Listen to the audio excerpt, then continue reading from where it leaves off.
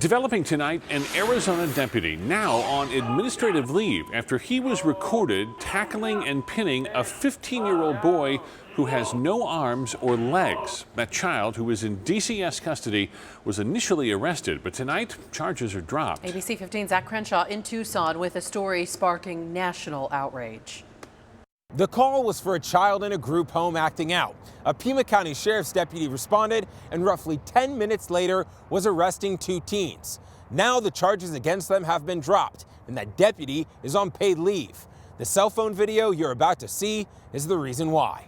It's immediately clear. 15-year-old Emmanuel has experienced a lifetime of hardship. Then add the fact that he's a ward of the state. Kids are in group homes because they've already been neglected or abused or abandoned by their family. Pima County Sheriff's Deputy Manuel Van Santen was called to the group home in late September because the quadruple amputee teen was throwing a tantrum. The situation immediately escalated. The deputy tackles the boy and pins him for more than a minute. Emmanuel struggles and screams for the deputy to get off. Once he does, the 11-year veteran of the sheriff's office yells at the teen.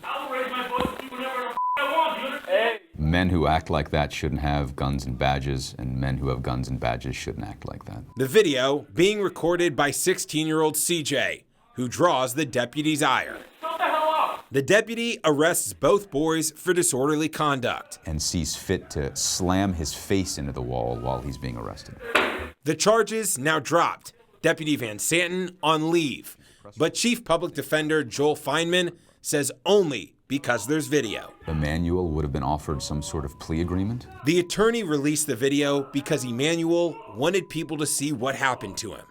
Now, millions have. The most egregious part of that interaction was the moment that deputy decided not to sit down, have a cup of coffee, and talk to Emmanuel like he was a child and a human being. Now that public defender tells me both teens in the video want to share their story with the media, but the Arizona Department of Child Safety is not letting them. In Tucson, Zach Crenshaw, ABC 15, Arizona.